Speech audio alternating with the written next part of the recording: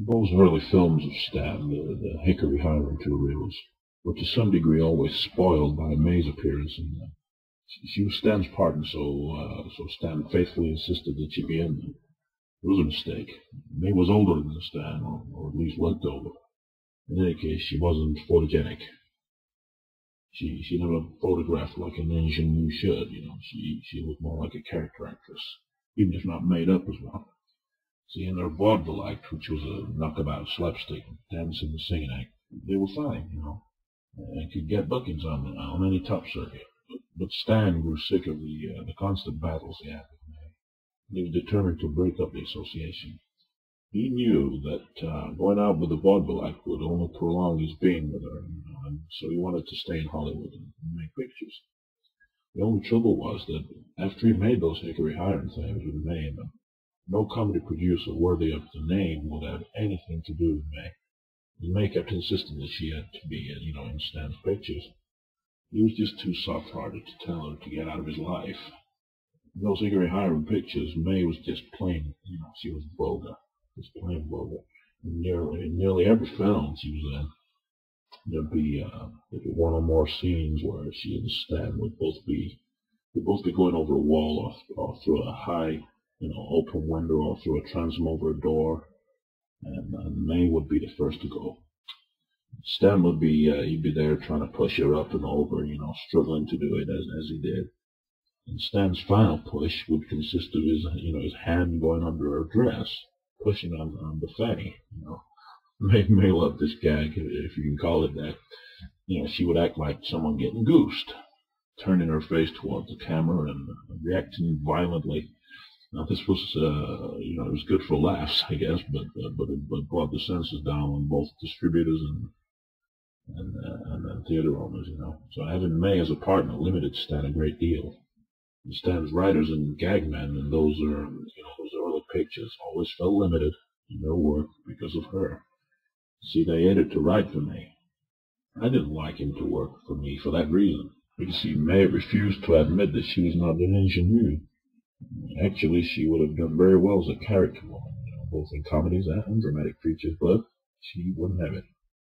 I guess she never looked in the mirror. She wanted to be teamed as Stan's girlfriend, and none of the studios could ever agree to that. So frequently, Stan would try to team them anyway, knowing that if he didn't, there'd be a battle royal when he got home. But things got tougher and tougher for him. Jobs got scarcer because the studios didn't want May. And see, at this time, Stan's closest friend was a director named Percy Pembroke, who had worked for me various times. Percy had also directed Stan in his Bronco Billy series. Percy came to me and he said, Stan's financial position is very bad, and would I be willing to hire Stan? I said I'd meet with Stan, but I insisted that May not come with him. When Stan came, I explained that because I didn't know whether or not I would be able to sell a comedy series with him, I would be willing to advance him some money to live, to get some new clothes, etc.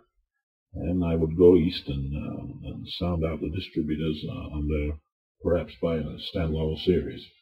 I told Stan I would not risk my money, however, if he insisted on having May in the films. So he agreed with me, saying he understood the situation.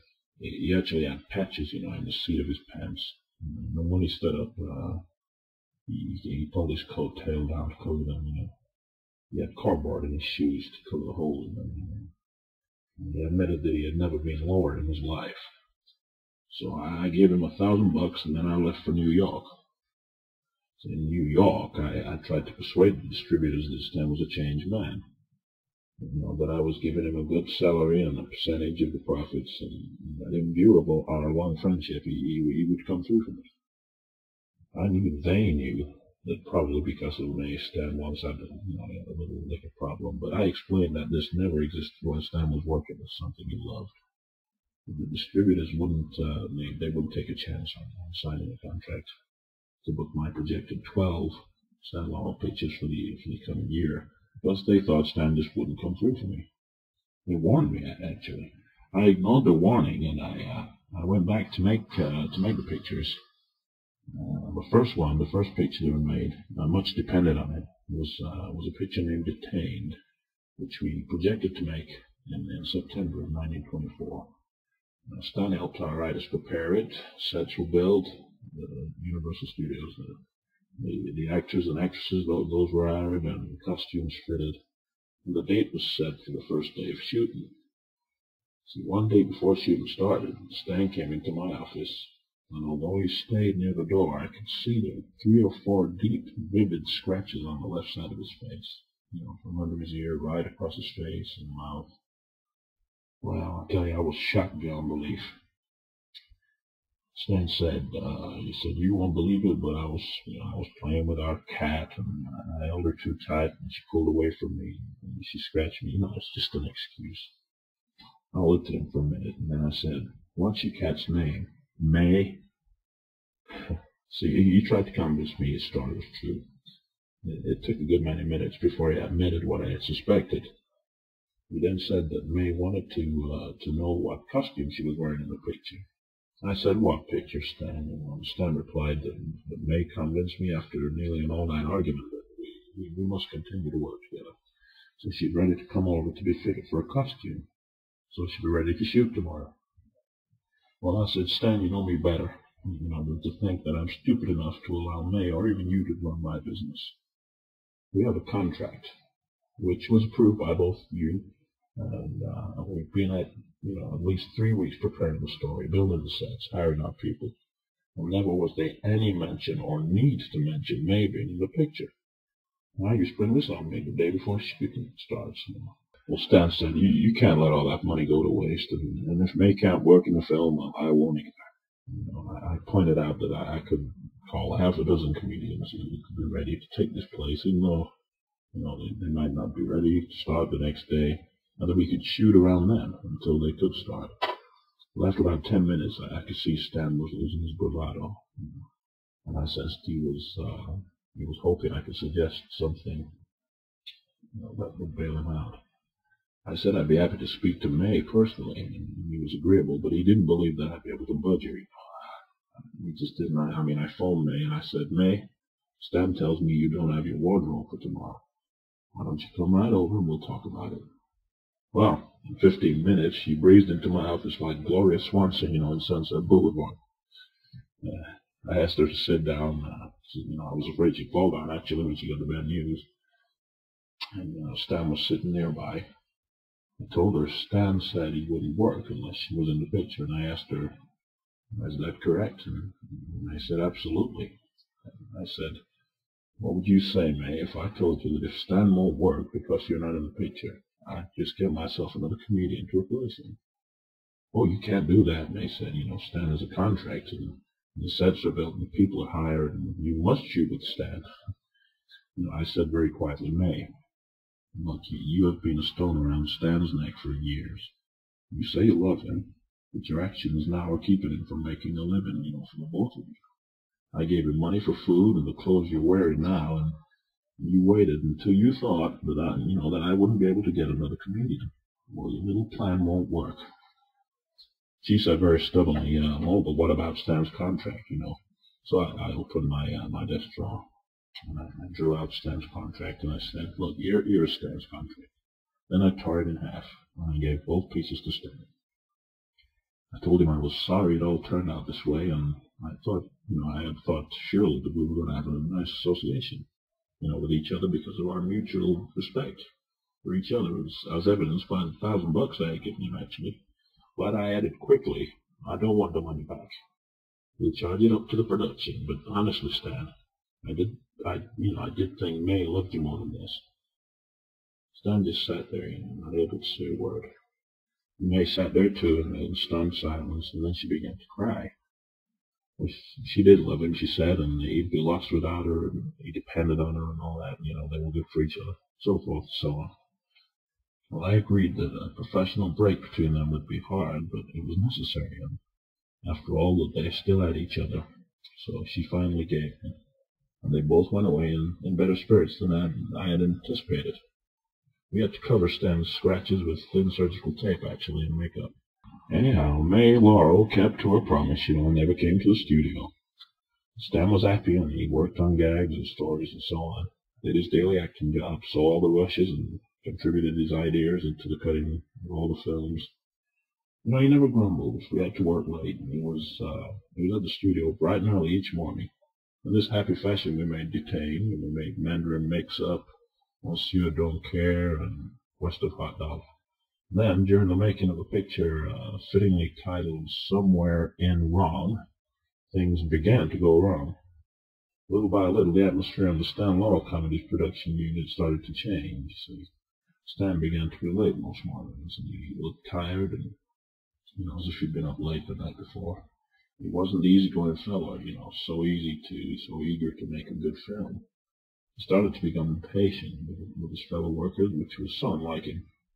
And I resented having to reshoot scenes, and this went on for a couple more pictures. See, I knew things must be getting out of hand now, because May and I finally got him to admit that this was true. He said May was unhappy because she wasn't working in the films with him, and so forth. But anyhow, we were about to make a picture called The Snowhawk. And since we were going away for a week or so on location to shoot near Lake Arrowhead and Big Bear, May wanted to come along. Naturally, she would. But by making Stan miserable and unhappy, she knew pressure could be brought upon me to use her. When Stan finally begged me to allow her just to come on location with us, he promised she wouldn't visit any shooting locations, but would confine herself to the village where we'd be living. Stan would have his own bungalow. Well, we had, I imagine, over 50 people in our unit: actors, production staff, technicians, beside many residents of the area, directly or indirectly working on the picture. Things had to be run very efficiently, like an army unit. 3 or 4 people were put into each bungalow. We ate breakfast and dinner at the main lodge, where our bulletin board was displayed and its vital regulations and schedules. Discipline was the art of everything we did. Stan had a bungalow with May, and I had one, to myself. The second day of shooting, my wife Louise came up to join me. Now, on the third day of shooting, the following day, I had to leave the location, which is about 20 miles away from our living quarters. And I had to leave in order to get something at the lodge. I did so, and I started back to location, but my car, despite the chains I had on my tires, it just wouldn't make it up a nearby hill, going to the location. Well, I made a dozen runs, but no luck. So I returned to the village, and there I ran into May. It was just coming out of the lodge. Well, we spoke, and I told her about my trouble, a bit of, just speaking to her as you do, and we talked for about 5 minutes. She went to her bungalow, and when I then went up to the lodge. Now, May didn't know that my wife had come up to join me. See, so the next day, Stan took me aside, and he asked me point blank if I had asked May to come to my bungalow the day before. She said I had told her Stan would be late coming back that day, and that I had always had a yen for her, and so on. Well, I looked at Stan, and I asked him if he really believed that, and he said he didn't know. She was so upset about it, because, among other things, I had kept a tight hold of her arm, frightening her to death.